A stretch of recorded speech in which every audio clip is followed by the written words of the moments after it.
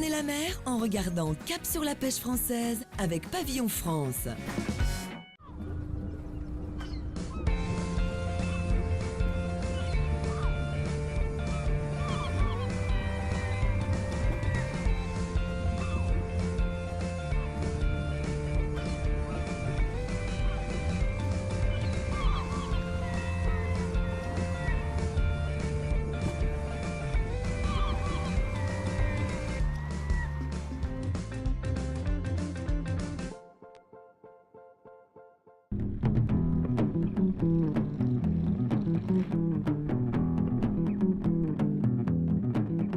Nous sommes à l'extrême sud de la Corse, à Bonifacio. Juchée sur les falaises de calcaire, la ville est l'un des sites les plus touristiques de l'île de Beauté.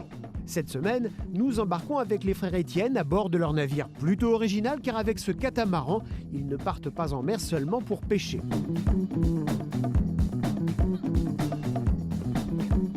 Thibaut Étienne, je vous en prie, prenez. Vous arrivez? Ouais. On va se tutoyer ici à bord, hein? C'est bien. Anthony? Oui, c'est ça.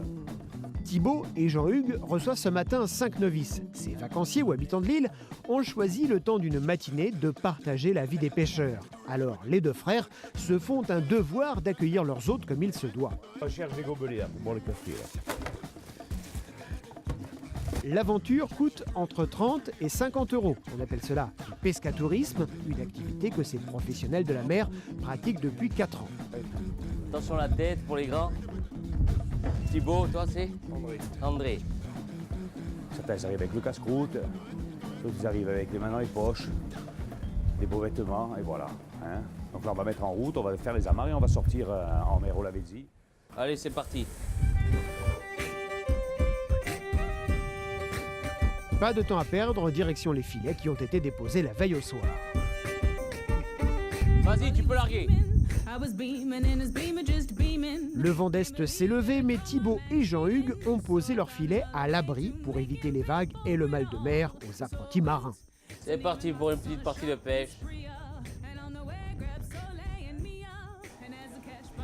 il y a plusieurs formules. Donc, lorsqu'on fait du pescatourisme, on diminue considérablement l'effort de pêche parce que, comme vous pouvez le voir, sur le pont, il n'y a pas un seul filet. Bon, on a mis quelques filets à la mer. C'est pour faire une démonstration. Et le fait de rentrer bonne heure aussi, pour la nature, c'est bien parce que, si vous voulez, on ramasse beaucoup moins de poissons que dans une vraie journée de pêche, où on fait 17 heures en mer. Oui. On divise l'effort de pêche par 3, voire 4 quelquefois. Préserver la ressource pour préserver l'activité de pêche, un pari gagnant-gagnant pour les professionnels de la mer. C'est aussi l'occasion de sensibiliser le grand public à cette protection plus que nécessaire. Ici actuellement, on est dans le cantonnement de pêche créé par les pêcheurs il y a 30 ans. C'est-à-dire que de la pointe Pertusato, que vous allez voir après, jusqu'à la pointe que vous voyez là-bas, Capo di Feno, tout ça c'est un cantonnement de pêche. Depuis 30 ans, les pêcheurs ne s'autorisent pas à pêcher dedans. C'est-à-dire qu'on ne met pas un filet, pas une ligne, rien du tout.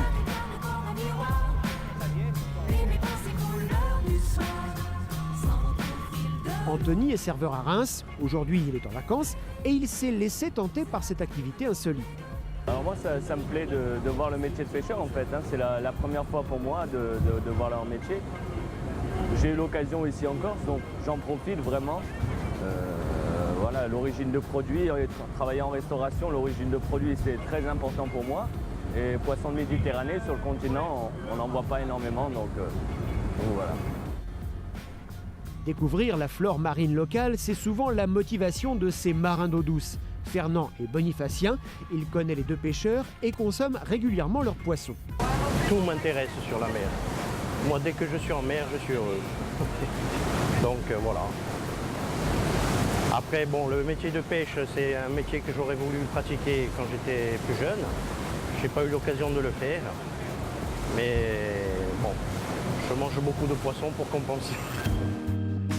En France, le pescatourisme se pratique tout autour de la Méditerranée sur environ 25 bateaux. Et la formule plaît autant aux riverains curieux qu'aux vacanciers en recherche d'authenticité.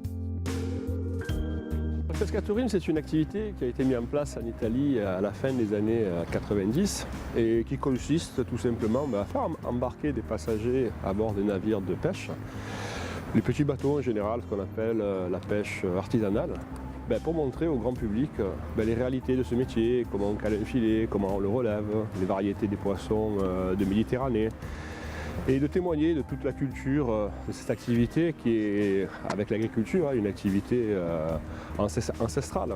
On la confond beaucoup avec la pêche industrielle, on la confond avec la pêche en Atlantique et les métiers ne sont pas du tout les mêmes. C'est une activité qui est très différente. Ce sont beaucoup de petits patrons pêcheurs seuls à bord de leur navire, des bateaux qui font en moyenne 9 mètres. Ce n'est pas des quantités de filets et on ne raisonne pas en tonnes, on raisonne en kilos. Lorsqu'ils accueillent des visiteurs, les pêcheurs ne choisissent pas la destination au hasard. Aujourd'hui, les frères Étienne vont faire découvrir à leurs passagers les îles Lavezzi, un archipel entre la Corse et la Sardaigne, un cadre spectaculaire de récifs granitiques. Alors ça, vous voyez, c'est la pointe extrême sud de la Corse. Voilà. Ça, il y a la Corse de la Sardaigne, l'île qui est en face là-bas. Là, il y a pas mal de brume. Là. Le temps est un petit peu humide et ça fait qu'on ne voit pas trop bien. Il n'y a que 12 km. C'est ici que la pêche va commencer, sous l'œil attentif des novices. C'est parti. C'est cela qu'on a mis en premier. Ouais. Ok. Pour les pêcheurs, il faut réussir à s'occuper des filets sans délaisser les spectateurs. Alors Jean-Hugues leur réserve les meilleures places pour assister aux manœuvres. Voilà, vous pouvez vous asseoir sur la glacière si vous voulez voir remonter le filet. Filet. D'accord. Sinon, je vous demanderai de vous tenir plutôt de ce côté parce que je vais amasser les filets là-bas. Et pendant que Jean-Yves s'active sur le pont, Thibaut dirige en cabine. Regardez, on va essayer d'attraper le ballon là. Et en fait, le ballon, ça balise le filet de pêche. Il y en a un à chaque bout du filet. Chapon, Cajot, Thibaut et Jean-Marc pêchent du tout venant. Alors, au fur et à mesure de la remonte des filets, ils prennent le temps de nommer chacun des poissons qu'ils reconnaissent d'un simple regard. Là, c'est la petite soupe. Là, vous avez une belle mustelle, vous voyez. Voilà, c'est un poisson qui est très prisé des bonifaciens.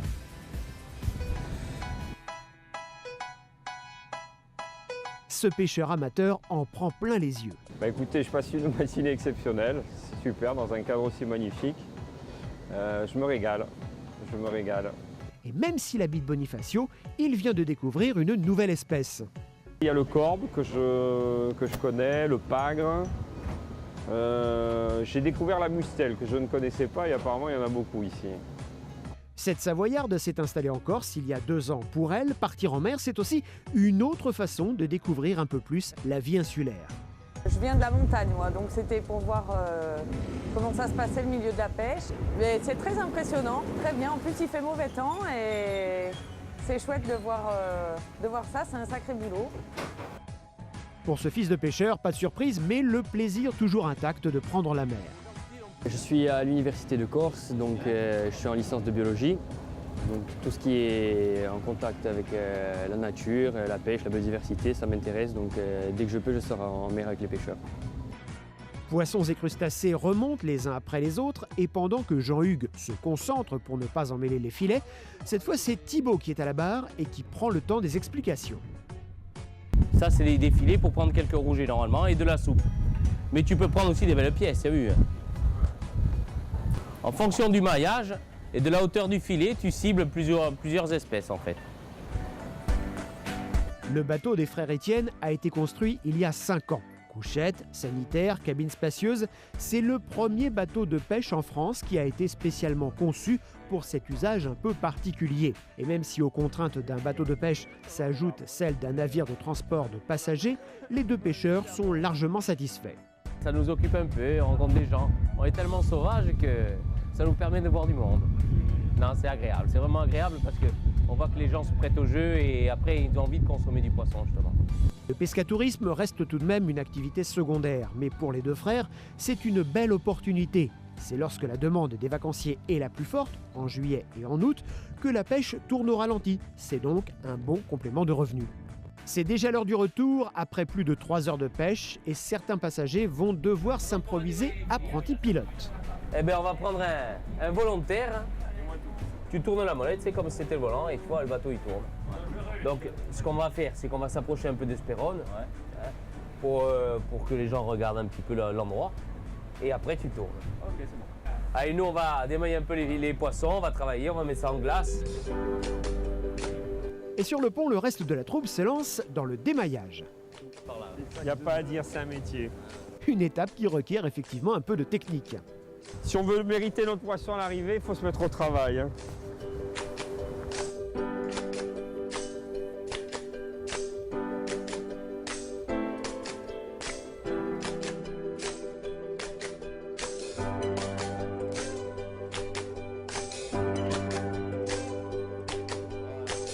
Ça y est.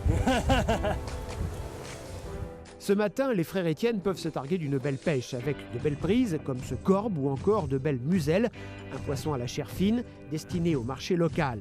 Anthony profite de la mise en caisse pour immortaliser la capture.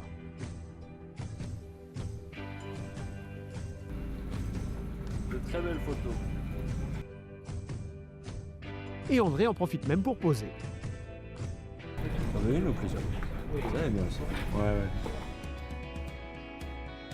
Les pêcheurs en herbe assistent encore Thibaut et Jean-Hugues jusqu'au bagage. Cette simple marque distingue les poissons issus de ces petits bateaux artisanaux corses. Reste à glacer le poisson avant de le débarquer. L'aventure des pêcheurs amateurs peut donc ensuite se terminer. Au revoir. Au revoir. Je vous fais la bise. Pour les autres. Merci.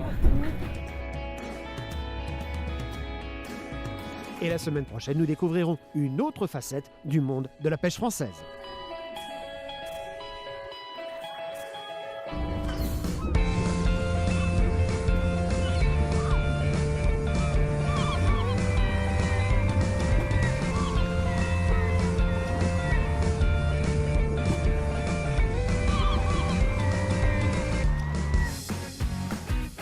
C'était Cap sur la pêche française avec Pavillon France.